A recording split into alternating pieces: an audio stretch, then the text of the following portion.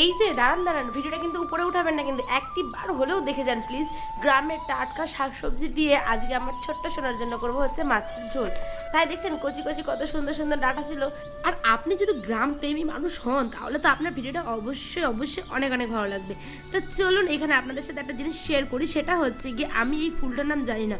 আপনারা যদি অনেকে জেনে থাকেন তাহলে আমাকে কমেন্টে অবশ্যই কিন্তু জানাবেন, ঠিক আছে? কী যে নাম বলে সত্যি বলছে আমার জানা নেই। তো এটা আপনাদের উদ্দেশ্যে আমি ছেড়ে দিলাম, অবশ্যই কিন্তু কমেন্টে জানাবেন। আর এই যে আমি এখন এসেছি হচ্ছে বাবার বাড়ির সামনে একটা সুন্দর ছোট্টখাট্ট বাগান।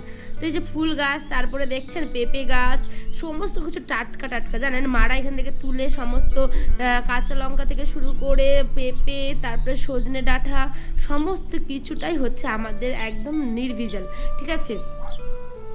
তো চলুন এখানে আমি ডাঁটাগুলো তুলে নিই চটপট করে। আর আয়ন সোনার জন্য তো রান্না করতে হবে, তাই না বলুন? তার আগে আরেকটা জিনিস আপনাদের দেখিয়ে দিব, সেটা হচ্ছে কত বেগুন গাছ হয়েছে দেখেছেন?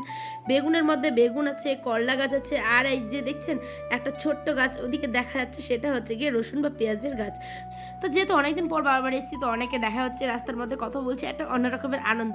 তো চলুন আজ দুপুরে এই ভিডিওটা এখান থেকেই মিনি ব্লগটা, আর নতুন ব্লগ আসছে ঠিক সন্ধ্যা 6টায়, দেখতে ভুলবে না। S by lifestyle. যাই তাড়াতাড়ি মাছের ঝোলটা কিন্তু ওদিকে রান্না